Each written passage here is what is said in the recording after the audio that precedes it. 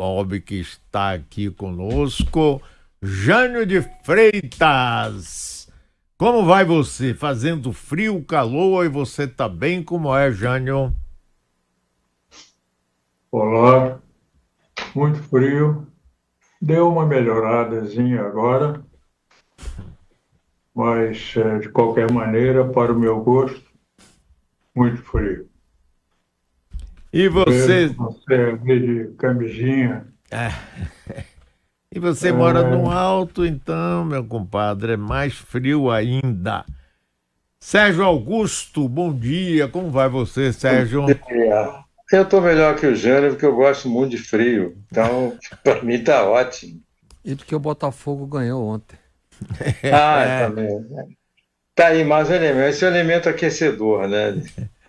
E conosco aqui no estúdio, o Bob Fernandes. Alô, Bob, Bob, Bob. Salve, queridos. Como vamos? Jânio, Sérgio, Mário.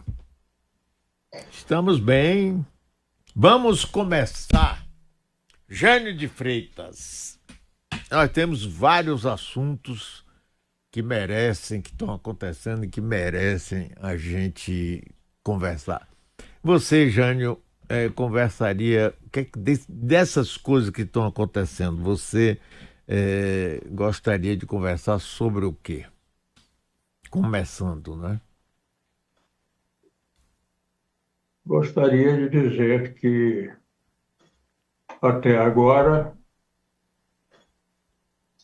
não pude concordar com as tais acusações que estão sendo feitas ao ministro Alexandre de Moraes por ter procedido supostamente fora das regras, pedindo documentos, informações, relatórios de investigação do STF para o TSE e companhia e tal. Até agora, acho que os que negam qualquer irregularidade têm razão. E parto de um fato que me parece bastante esclarecedor.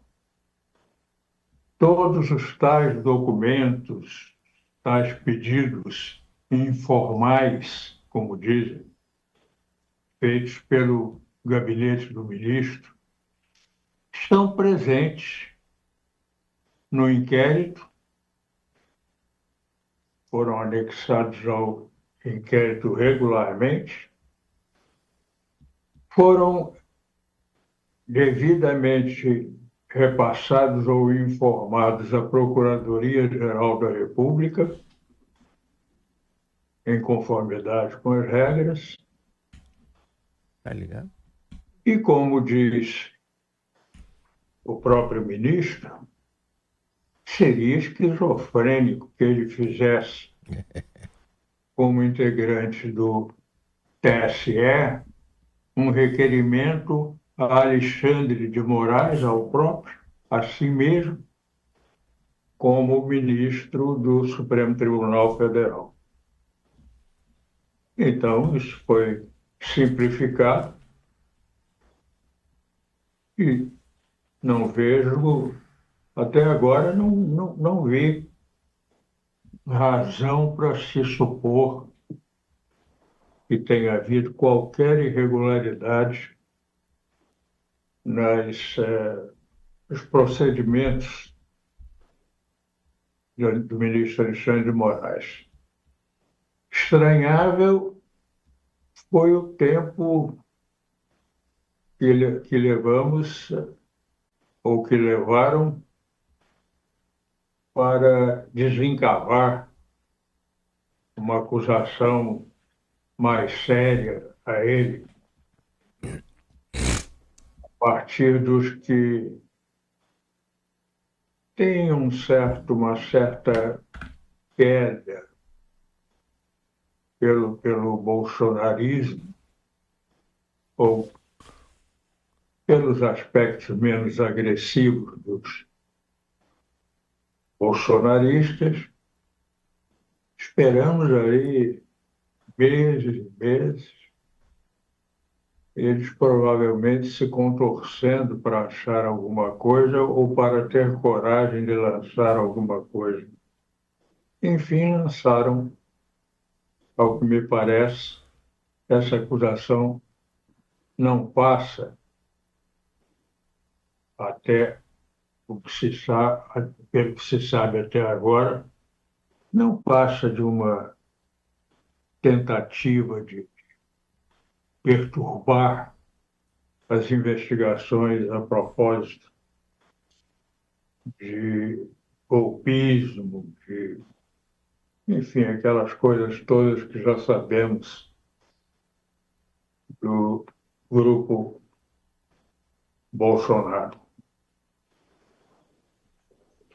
Bob Fernandes, Olha, o que você acha disso? eu queria começar pelo começo. O Danilo tem aí no ponto um roteirinho que o Rodrigo Viana do ICL fez, está até no Twitter, e ali mostra um pouco como é que isso se iniciou. Ali, ó.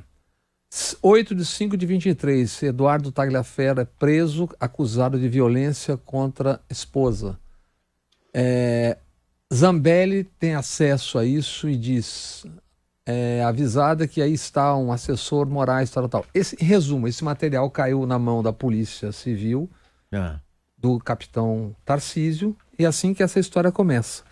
O que eu penso disso é o tempo que a Procuradoria-Geral da República está levando para que esse conjunto de crimes que estão sendo apurados, que é um conjunto, vasto conjunto de crimes que está sendo apurado, ele permite que os acusados, que são basicamente os acusados que estão falando em impeachment, etc., tenham tempo de buscar desestabilização e de criar o alvoroço. É isso que eles buscam. Por quê? Porque eles querem anistia, querem criar um clima que não permita ou que dificulte a condenação. Começa por aí.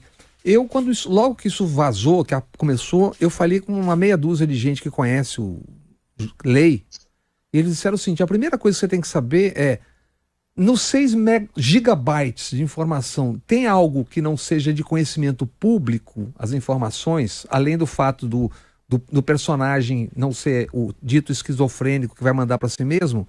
Então como é que as pessoas estavam pedindo impeachment antes de conhecer os 6 gigabytes? E quem é que estava pedindo? Aí eu queria lembrar um pouco quem são as pessoas que estão. Senadora Damares, aquela caquerada toda que está sendo processada nesses episódios todos, o Centrão, você vê qual é o bloco que está lá? Flávio Bolsonaro, investigadíssimo, então... Que, aliás, fez um discurso ontem no Senado. Mas Elon Musk, e quem sabe, a Damares, ela faz aquele jeito de vovozinha... com aquele olhar siderado, ela me lembra o personagem do João e Maria, sabe? Aquele jeitinho de vovozinha, tal, mas eu acho ela um perigo. O Centrão, aquele Centrão todo, esse Marcos Duval, da SWAT, na antevéspera, o Moraes mandou suspender 50 milhões de reais dele, os canais deles todos. É outro personagem. Elon Musk. É isso. Então, quem são as pessoas? Se você for futebolizar como estão futebolizando, quem são as pessoas que estão se opondo e tentando atacar? Os mesmos que são acusados de ataque à democracia, ataque ao Supremo, etc. Qual é a prova? A prova é a seguinte: você tem que mostrar que tem ali uma investigação que não foi feita a partir de dados conhecidos, públicos.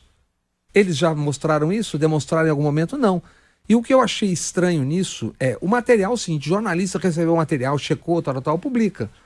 O que eu achei estranho no dia que isso explodiu é que na capa do UOL você tinha um pedido praticamente o dia inteiro de impeachment.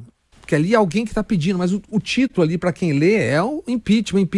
Então acho que aqui houve ali uma precipitação, que eu digo, não no publicar o material, recebeu, conferiu, publica. Agora, o ímpeto em favor do impeachment virou quase que uma campanha. Qual é o problema que eu vejo nisso, Mário? É o tempo para o julgamento dessas pessoas. Os processos têm há 3 ou 4 anos.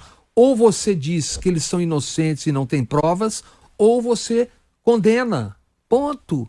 Porque senão você fica esperando o tempo, o momento político exato. Tá bom. Digamos que, como não é tão difícil de pensar, a chamada extrema-direita tem uma votação monumental ou grande na eleição. Qual vai ser o momento político para você condenar quem tem que ser condenado? Então, esse tempo que está se levando já é excessivo. Daqui a pouco você tem 2 anos do 8 de janeiro e já tem 3, 4, 5 anos do fake news, gabinete do ódio. É isso. É isso. Eles estão se articulando e buscando tornar isso um caso público que leve gente para a rua. Sérgio Augusto, meu amigo querido, que dizes você a respeito disso ou de outro assunto que queiras? Olha, é isso aí que o Jânio e o Bob falaram. Alguém falou que era um pastel de vento, a acusação, né? E o outro lembrou até o Shakespeare, muito barulho por nada. Eu acho que isso é quase que uma complotagem golpista reciclada, entendeu? Agora, em cima dessa descoberta, entre aspas, de uma suposta ação inapropriada do alter ego do nosso ministro. E tem uma... Jânio, inclusive, mostrou uma coisa que, aliás, o próprio Alexandre de Moraes falou, ele disse, eu vou mandar um ofício para mim mesmo pedindo informação. E agora você vê, eles falam isso com os opositores e a nossa grande mídia também fala isso com uma convicção enorme, né? Eu estava assistindo um trecho de Flávio Bolsonaro discussando, eu gostei mesmo, foi do terno dele, bem cortado, elegante, tá? E ele defendendo isso, que é absurdo, que não sei o quê. Sendo que ele é um dos investigados em vários desses assuntos. E tem um outro contorno nisso tudo. Flávio Dino já havia determinado o rastreamento das emendas PIX e agora congelou tudo, até que se tenha rastreabilidade. São 36 bilhões, se eu não me engano, que está congelado. Então você tem outro componente. E Mário Negromonte, que é do PP da Bahia, na véspera avisou... Ele é PP da Bahia. É PP da Bahia, o partido do Arthur Lira. Isso. Que a Câmara daria uma resposta à altura, na antivéspera. Eu não conheço o deputado Negromonte, não posso julgá-lo, você deve conhecer, mas nem que fosse o Papa. Emenda não pode ser via Pix ou via não sei o quê. Emenda tem que você dizer para que é, para que serve e aonde vai chegar. Entende? Então é isso. Então tem vários componentes nisso aí e o cheiro não é bom. E aí, Jânio?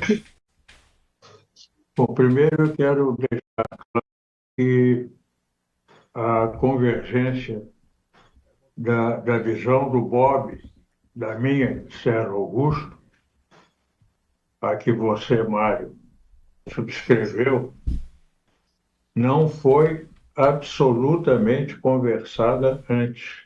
Não trocamos nem uma só palavra a respeito desse assunto.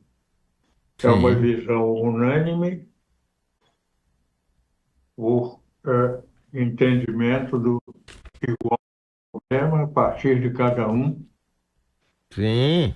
Nada a ver com a opinião do outro, não conversamos nada a respeito. As respostas foram aqui improvisadas. No mais, esse último assunto em que o Bob tocou, que é o das emendas, que são aquelas verbas que os deputados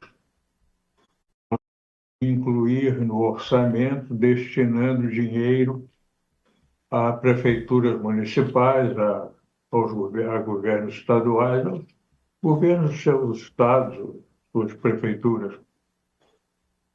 Esse aí é um assunto em que fez muito, muito, muito bem o ministro Flávio Dino em sustar, atendendo ao do Supremo Tribunal Federal, a liberação de mais dinheiro para emendas de deputados. Isso é dinheiro que se retira dos programas de governo.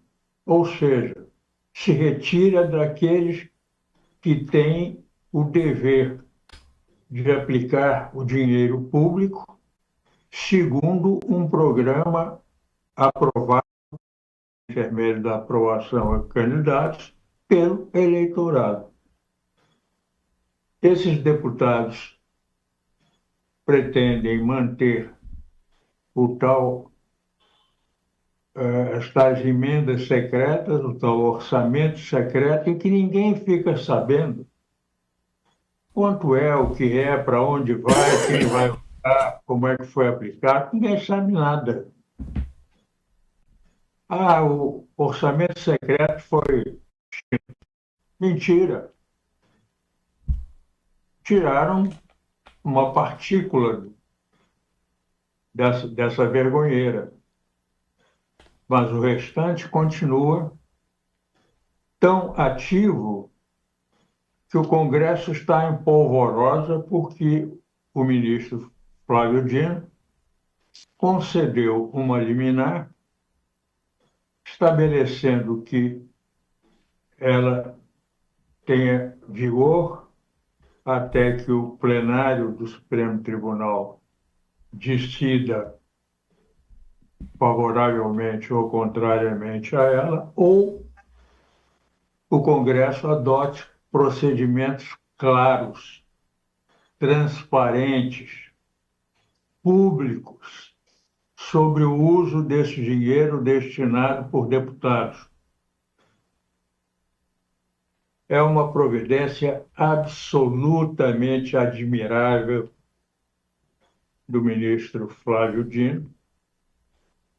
E eu não tenho a menor dúvida de que o plenário do Supremo Tribunal Federal vai confirmar o que ele disse na liminar, vai confirmar a validade da liminar emitida por ele.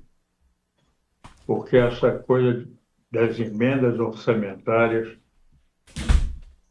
olha, isso precisa ter um basta, porque é de uma imoralidade sem tamanho. É uma coisa, essa multidão de bilhões que estão saindo, que têm saído do Tesouro Nacional para prefeituras e governos estaduais. É um absurdo, sem nenhum controle, sem conhecimento público. Quando é na área federal, a aplicação é examinada pelo Tribunal de Contas da União para verificar o uso devido, a destinação devida, né? As contas, gastos, sobras, necessidades adicionais, etc. Mas nos estados, essa coisa ou não se dá, ou na maioria se dá precariamente. Se alguém tem dúvidas a respeito, basta considerar, basta lembrar-se do que aconteceu no Tribunal de Contas do Estado do Rio de Janeiro há pouco tempo, há poucos anos atrás. Conselheiros do tribunal, no caso do Tribunal Federal, do TCU, são ministros. No caso dos estados, são conselheiros. Houve conselheiros presos por corrupção no exame dessas contas, na participação de desvios e por aí afora. O tribunal chegou a ficar com um só conselheiro, uma conselheira, por sinal. E, para não irmos mais longe, recentemente, um senhor Brazão, Domingos Brazão, conselheiro do Tribunal de Contas do Estado do Rio de Janeiro, foi e está apontado como um dos mandantes, ao lado do irmão Chiquinho, deputado federal, mandantes ambos do assassinato de Marielle Franco. Domingos Brazão, conselheiro do Tribunal de Contas do Estado do Rio de Janeiro. E Jânio, até a última vez que eu contei, todos os principais postos desse tribunal secundados por militares. O principal assessor de cada um deles, de cada posição-chave, inteligência, orçamento, eram militares. Porque, nos lembremos, teve a famosa operação, intervenção no Rio de Janeiro, em 2018. Comandada pelo general Braga Neto. Pelo secretário de Segurança Richard Nunes, hoje no Estado-Maior do Exército, etc, etc. Então, mas só para botar uma pá de cal nessa coisa que a gente conversou, obviamente, com um monte de gente, eu pelo menos conversei para poder ter uma opinião sobre essa questão do Moraes, e a própria Folha publicou o Fernando Neisser, professor de Direito Eleitoral da Fundação de Getúlio Vargas, que disse o seguinte: não há uso informal da estrutura de um tribunal, pois não há formalidade prevista para o exercício do poder de polícia de que dispõe o juiz ou ministro na função eleitoral. Isso está previsto em lei, etc, etc. É isso. Agora, eu vi aqui, não sei se está certo, se alguém tivesse alguma informação, de que nesse momento o representante, o assessor internacional de Lula, Celso Amorim, está sendo ouvido na Comissão de Relações Exteriores do Senado. Vocês estão a respeito da Nicarágua. Maduro e Nicarágua.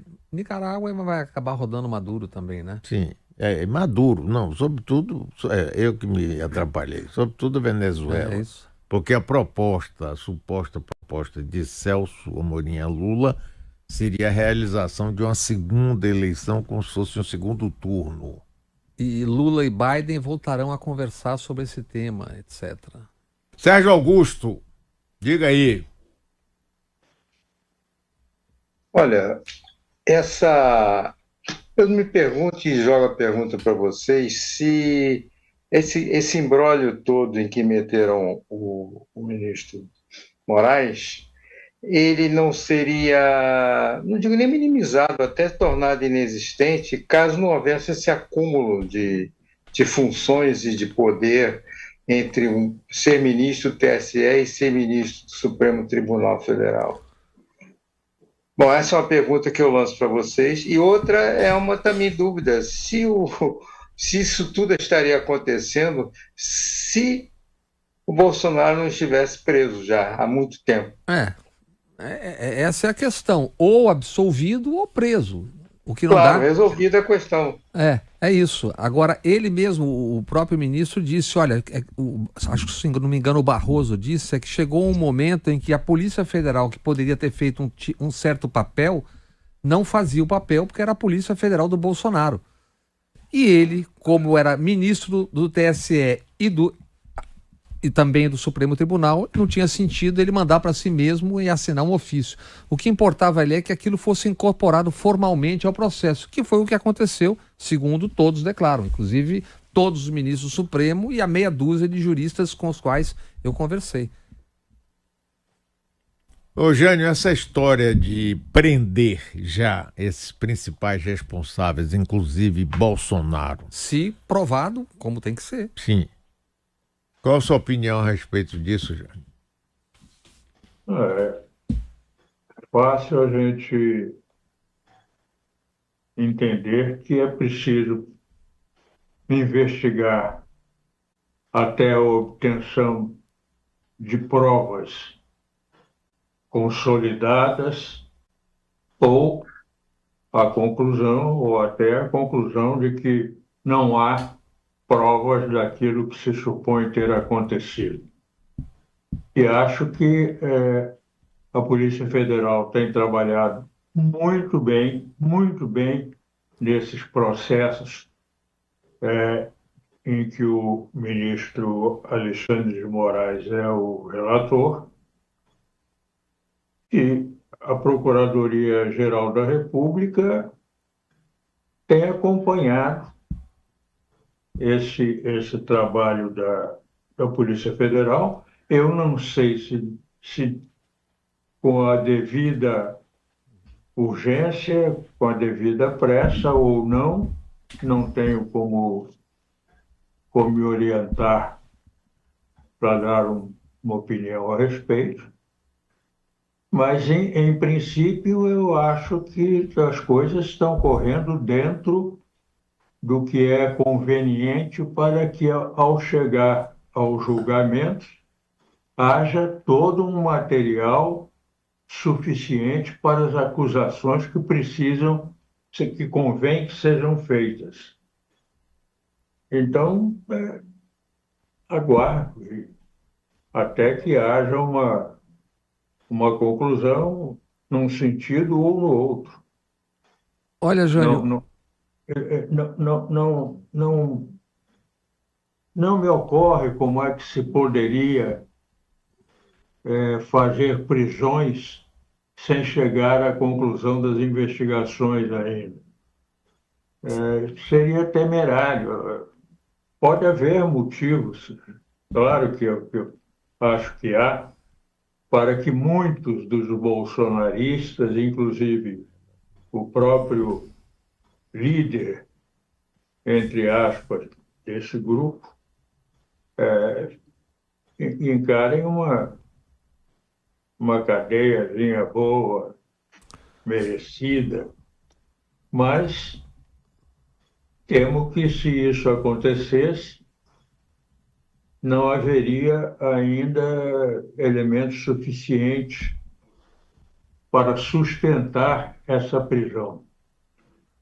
E, especialmente, para sustentar um julgamento com a previsão de uma pena dura, longa, como é merecida pelos que tentaram destruir o que há de democracia no Brasil, que já não é muito, e subverter o futuro desse país, que é cada vez mais duvidoso. Jânio, certamente condenação ou absolvição só depois de tudo concluído. O que eu ouvi de gente ligada a esse processo é que teria havido uma certa morosidade na Procuradoria-Geral da República. Nos lembremos que isso tem processo ali que já tem 4, 5 anos, gabinete do ódio, fake news, etc, etc. E que os processos antigos, né? E que essa morosidade anterior é o que está levando a essa não conclusão de parte dos processos, porque são vários, é um conjunto de processos sobre muita coisa, né? Tem os casos mais recentes, o 8 de janeiro, das joias, etc., mas tem gabinete do ódio, tem fake news, tem ataque ao Supremo, tal, que já tem anos. Então haveria aí... A herança do Aras, né? É isso. Não me esclareceram, mas eu suponho que estão falando exatamente do tempo em que as coisas não aravam direito, né? Andavam devagar, digamos assim. Então o que há entendem eles que há uma lentidão geral em relação ao que já poderia estar andando por conta disso. Agora, é um absurdo você imaginar o Alexandre de Moraes empichado e essa quadrilha toda solta, né?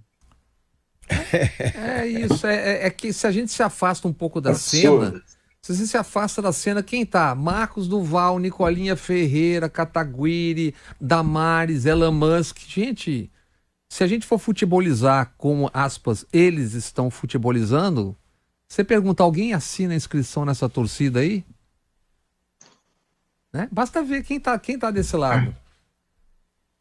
Elon Musk, ele divide o tempo dele entre fazer campanha pro Trump e ficar cutucando governos democráticos mundo afora. Cutucando um aqui. Agora, além desse caso Moraes, que é que você... Olha, eu tenho uma questão da violência no Brasil que a gente está sempre voltando, que eu acho que o Danilo tem aí no ponto uma manchete que eu acho que é importante.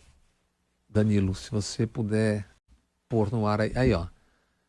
Réus pela Operação Escudo, PMs dizem ter matado mais de 25 na carreira. Capitão Marcos Verardino, 42 anos, e o cabo Ivan, 48, se tornaram réus pela primeira das 28 mortes cometidas pela PM, aquela Operação Escudo na Baixada Santista, em julho do ano passado. O capitão Verardino, oficial da PM, diz que como que vai na padaria, né? Que ele matou, foram algumas, mais de 10. E o cabo Pereira tive algumas ocorrências resultadas em morte, talvez mais de 15. A pergunta que admitamos que foram 25 mortes absolutamente inevitáveis, eles estavam cobertos de razão. A pergunta é o seguinte: como alguém que mata 2 pessoas, que matam 25 pessoas, continuam atuando na rua? Não tem um afastamento, como em qualquer polícia do mundo, para você ter uma conversa com o terapeuta, saber se aquilo te tocou, te chocou? Continua. Eu me lembro que o Covas, governador, ele tinha sugerido ou proposto, não sei se chegou a se tornar prático, que o PM que tivesse em casos semelhantes tivesse um tempo fora para poder se recuperar. Como é que você mata 25? Né? Tudo bem, compreende-se. O capitão Tarcísio é o governador, o SS Derrite é o secretário de Segurança, que é um matador, confesso.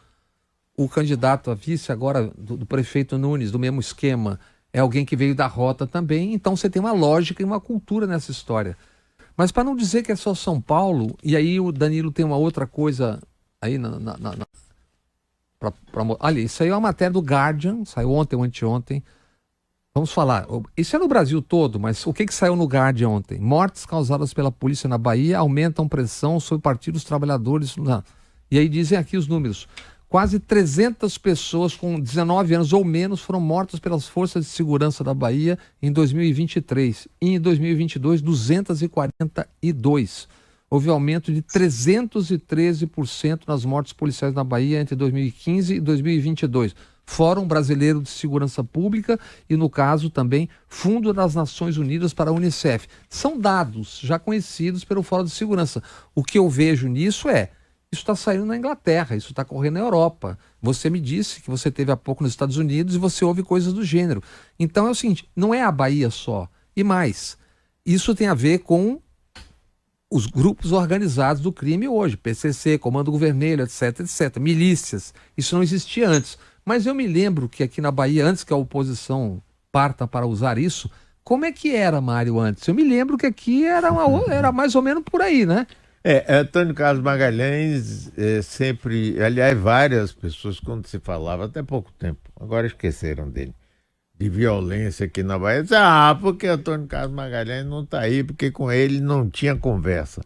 E ele tinha uma polícia particular, secreta dele, que era chamada de SAVAK, que é a polícia secreta do Shah da Pérsia. Que acabou caindo lá por um regime lá do Ayatollahs.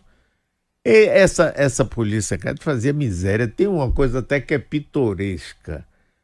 Quando Amador Aguiar, do Bradesco, conseguiu comprar o Banco da Bahia, Antônio Carlos estava querendo que fosse comprado por Ângelo Calmon de Sá para o econômico. A notícia ainda, Antônio Carlos soube, Delfim era o ministro, soube, e antes que a notícia espalhasse, 5 agências do Bradesco foram depredadas em Salvador. No dia seguinte, Amador Aguiar chegou aqui na Bahia e foi falar com o governador, e o governador disse, governador, o doutor Amador, o professor Amador, eu não posso lhe dar segurança. Eu acho que eu devia sair da Bahia. E Amador Aguiar disse, primeiro, o senhor tem a obrigação de me dar segurança. Segundo, eu queria saber como é que se soube que nós tínhamos comprado as agências que não tinha sido publicada nenhuma notícia em nenhum lugar do mundo. A ação preventiva e acelerada e antecipada da conhecida SAVAK. E aí, Jânio, quando a gente fala de violência no Brasil e em todos os estados, o que é que você pensa, o que é que você diz? Antes, parece que tem um plano a caminho, algo a ser anunciado pelo ministro Lewandowski da Justiça, e eu acho absolutamente fundamental. Esse é um tema que o governo tem que tratar com urgência, porque isso vai ter custo. Além do custo real de violência, de vidas, etc., vai ter custo político. E aí, Jânio? O plano levado pelo ministro Lewandowski ao presidente Lula propõe que as polícias e a Polícia Federal integrem um todo em termos de colaboração mútua, em termos de documentação comum a todas as polícias estaduais e a federal e por aí afora. Sistemas de repressão, de contenção de criminalidade comuns, táticas comuns, enfim, uma integração ativa. Mas o Congresso reage a maioria, aparentemente maioria, pelo menos o Centrão, logo imediatamente, reagiu com o argumento de que isso significará ou significaria uma intervenção federal nos governos estaduais, na parte policial, criminal, investigações criminais, etc., dos estados e, portanto, no poder dos governos estaduais. Isso é uma incompreensão, aparentemente, mas, no fundo, é muito mais do que uma incompreensão. É uma defesa de interesses. Como assim? Como assim? Interesse como, Jânio?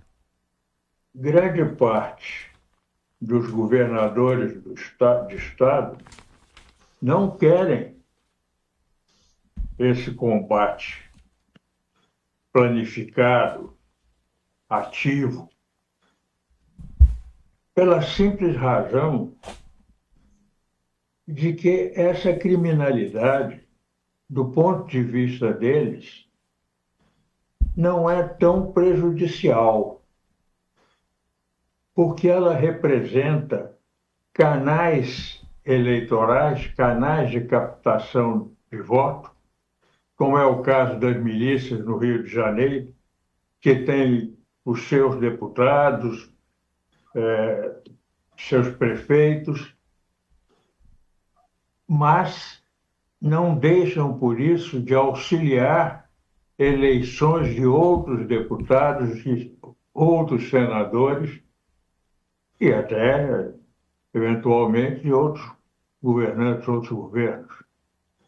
Então, há uma conduta, uma visão dúplice dos poderes estaduais em relação à criminalidade. E as análises da criminalidade no Brasil não têm levado isso em consideração, pelo menos em consideração na medida coerente com a realidade. E isso é simplesmente abrir mão para se informar e para as análises de um dado da maior importância na configuração, na estrutura da criminalidade no Brasil. Olha, uma informação, a conexão nossa com Sérgio Augusto caiu, estamos tentando recolocá-lo de novo. Eu acho que já estou reconectado. Já voltou. Ah, que bom, que bom, que bom. Esse negócio que Jânio falou, Sérgio, eu não sei se você estava ouvindo com a queda da conexão, de que aos estados não interessa que haja um plano global de segurança pública por conta de que se teria informações, se teria, enfim, o cenário mudaria completamente diferente, seria completamente diferente, né? Hoje as polícias são ligadas exclusivamente aos governadores. O que é que você pensa disso, Sérgio, de termos de violência? Você também é morador aí do Rio, sofre tanto quanto a gente aqui, ou até mais, dessa coisa da violência. Eu acho que essa unificação de trabalho, eu acho que ela é fundamental, no sentido de você ter um canal de comunicação permanente entre todas essas instâncias policiais, quer dizer, Polícia Federal, Polícia Local, e o uso da inteligência. Isso muita gente fala o tempo todo, vários políticos pleiteiam isso, mas na hora de você implementar esse projeto sério, consequente, amplo, tem aquela turminha que começa por interesse exatamente temos que ter uma bandidagem aqui de plantão para a gente, numa eventualidade que serve, além de ser um curral eleitoral, né? Comandado por milicianos, pessoal do tráfico. Eu acho que é muito difícil, que são muitos interesses que convergem contra isso também ao mesmo tempo. Por exemplo, Sérgio, no momento agora, o Ramagem é o candidato aí. O Ramagem só ver que a Ramagem carregando o que veio carregando, né? E eu acho que a dificuldade é porque uma integração pressupõe que as polícias se autoconhecerão. E eu me pergunto quantas das polícias do país querem essa integração e serem, aspas, mutuamente conhecidas nas suas práticas, etc, etc. Então acho que é uma dificuldade grande que o ministro vai enfrentar para você tornar isso efetivo, inclusive passando pelo Congresso coalhado de generais, deputados, delegados, etc, etc. Lembre-se, por exemplo, que tem um delegado lá, o da peruca do Pará, que há algum tempo atrás confessou em público que já matou mais de 30. Lembra? Éder Mauro, se eu não me engano. Homicídio tem uns 30, inclusive respondi o último há 2 meses atrás. Homicídio tem uns 30, inclusive respondi o último há 2 meses atrás. Então, você imagine passar isso pelo Congresso, né? É complicado mesmo, né? Sim, mas só a simples existência de bancada da bala, isso já depõe muito, né? Já é uma confissão, né? Uma confissão, bancada da bala. Agora, tem um assunto aí que eu não queria que passasse assim, que é o seguinte: nessas eleições municipais, nós temos em São Paulo, que é a maior cidade do país, algumas coisas muito curiosas. Diga aí, Bob. Obviamente, a coisa mais curiosa que tem ali é um cidadão chamado Pablo Marçal, candidato a prefeito numa cidade cuja região metropolitana é a maior da América Latina, com 20 milhões de pessoas. E é um cara que, se você entra na página dele, nas redes sociais, entre outras, ele está ensinando como é que você enfrenta dentro da água um tubarão com fome. Aí ele diz o seguinte: você dá um soco no focinho do tubarão. Eventualmente ele vai comer tua mão ou teu braço. Mas nisso você aproveita, com o braço que sobrou, você dá outro soco no nariz do tubarão. Esse é um cara que é candidato a prefeito. E que ontem, aí com vacilo dos organizadores, num debate que teve, Estadão, acho que FAAP, se permitiu que a equipe dele filmasse dentro do debate, o que não era. Então é uma coisa de cafajestada, né? E ficou brincando com a carteira em frente ao Boulos, carteira de trabalho e tal, quer dizer... Ficou provocando. Você não tá aqui, carteira... cara, um cidadão desse, se não fosse o Ricardo Nunes, eu acho que Tabata, a candidata Tabata, o Datena e o Boulos, numa hora dessa poderiam dizer assim, então você fica falando sozinho aí, a responsabilidade é dos Aí nós organizadores. colocamos aí no ar agora, Aí, ó. ele aí com a carteira lá provocando bolo. Você fica falando sozinho, a responsabilidade é do organizador do debate, que nós não vamos nos prestar essa cafajestada. Imagina, candidato a... E olha, com 14 pontos já, e eu acho que vai subir, né? Ô, Jânio, você tem acompanhado de alguma forma isso aí, essas eleições, sobretudo São Paulo, Rio, Salvador, como é que você vê isso aí? Não, eu estou, em matéria de eleição paulistana, eu estou curioso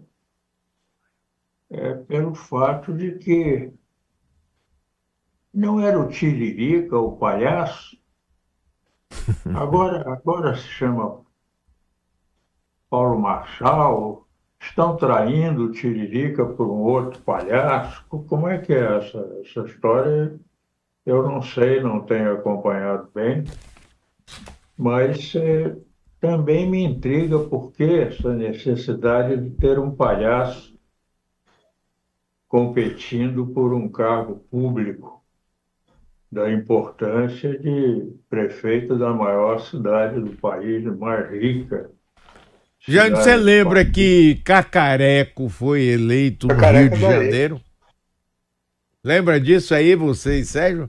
Eu me lembrei aqui do Cacareco, mas não quis citar, porque podia parecer que eu estava comparando o Tiririca, também o Tiririca, ao Cacareco, e não é o caso. Eu respeito o Tiririca, ele não se prestou a nenhum escândalo no Congresso, como deputado. Entrou aqui na minha conversa pela profissão precedente dele, e que esse Pablo Marçal venha substituir, diferentemente do Tiririca. Esse Pablo Marçal não é um profissional, é por natureza pessoal. Augusto, antes eu queria saber o seguinte, Sérgio, para as novas levas e gerações, quem era o Cacareco? Porque tem muita gente que não vai saber quem era o Cacareco. Era um rinoceronte, rapaz. Rinoceronte do zoológico. Ficha limpa, diga-se de passagem. Talvez a única ficha limpa dessa pleiade de candidatos, tirando Boulos, evidentemente, mas eu estou falando dos candidatos da época, os contemporâneos. Mas o Cacareco era ficha limpa, pelo menos tem esse lado. Bom, eu sou suspeito porque eu gosto muito de bicho, então eu não tinha nada contra o Cacareco, mas não votei nele, não. E é um absurdo essa história toda do Marçal. Eu vi uns trechos que as redes sociais divulgaram. Todo mundo pasma como é que aquilo pode acontecer. Eu hipoteco a minha solidariedade ao Bob, porque eu também estou espantado que ele possa crescer. Isso é que é mais triste, né? Agora, olha, Cacareco foi um rinoceronte que votaram nele na eleição de 1958 em São Paulo. Agora, Sérgio, eu queria que você falasse um pouco. Essa semana morreu aos 96 anos Delfim Neto. Você conheceu, teve aproximação, acompanhou? Como é que é? E já eu acompanhei, porque ele é da minha época, né? Eu pessoalmente eu nunca conheci, não. Eu acompanhava, e a única vez que eu fui processado pela Lei de Segurança Nacional, em curso na Lei de Segurança Nacional, acho que 77, mais ou menos, ele era citado numa matéria, no texto que eu tinha feito Pasquim, sobre corrupção e tal. Eu acho que eu estava falando do envolvimento dele indireto, quer dizer, assim, marginal, pelo fato de uma acusação de roubo que houve na Embaixada do Brasil, e na época ele era embaixador. E o adido militar foi quem denunciou ele na época. E ele foram funcionários da embaixada que se meteram em negócio de aceitar propina de uma empresa que estava aqui, forneceu material para a construção da hidrelétrica Itacuruí. Mas a outra coisa foi uma espécie. Eu sempre me lembro dele, me lembro imediatamente do Kissinger. Porque o Kissinger era tido como o czar da política externa americana, o Delfim acabou sendo o czar da economia brasileira durante a ditadura. Ô, Jânio, e você, em relação a Delfim, que lembrança você tem assim dele, ou visão que você tem? Isso que o Sérgio Augusto ia lembrou-se do Kissinger, coincide inteiramente com a minha visão do Delfim Neto. Ele praticava na vida pessoal a realpolitik. Vale a realidade e aproveitemos o que a realidade pode oferecer, mas a par disso era uma pessoa de uma enorme inteligência, Verdade. muito culto, um leitor esplêndido, um conversador sensacional, muito engraçado. E, num certo sentido, eu lamento muito que o Delfim tenha ficado marginalizado, embora influente, embora ouvido pelos presidentes e por ministros, mas com a inteligência e com o conhecimento, com a experiência que o Delfim tinha e com a capacidade que ele tinha de se adaptar, uma capacidade que eu não admiro necessariamente, mas também não reprovo plenamente. Eu não tenho, nem jamais tentei ter tal capacidade, mas a capacidade de adaptação que ele tinha e que poderia levá-lo a prestar enormes serviços a vários governos posteriores à ditadura. Eu tive com ele alguns episódios engraçados, a começar do primeiro, que foi a noite em que eu o conheci. Eu fui jantar em companhia na casa de um jornalista chamado Medeiros Lima, e estava também jornalista Danton Jobim, que era presidente da Última Hora, eu e o assessor de imprensa do Delfim, que é o Delfim que acabara de assumir o Ministério da Fazenda, era o ano de 1967. O assessor de imprensa do Delfim chegou antes dele. Nós outros, os três jornalistas, já estávamos ali à espera deles. E o rapaz, que era um jornalista do Globo, impressionou-se com os quadros da sala do Medeiros Lima. E olhou e tal. Não disse nada, mas foi notório que ele estava olhando os quadros e tal. Lá para as tantas entra a mulher do Medeiros Lima para nos cumprimentar e tal. E aí o rapaz a cumprimenta e tal. A senhora pinta? A Carmen, cunhada do Milor Fernandes, aliás, a Carmen levou uns pinta? A senhora é pintora? Pinta? Eu disse, não, nunca pintei nada.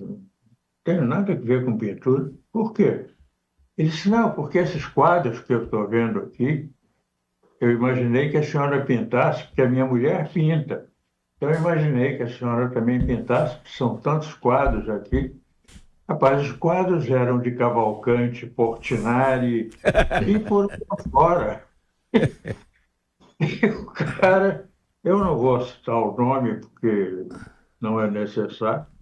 Então, caímos, pô, numa gargalhada para dentro, daquelas de sufocar, porque, pô, e a Carmen estarrecida, sua mulher, mas eu não, esses quadros são do Medeiros.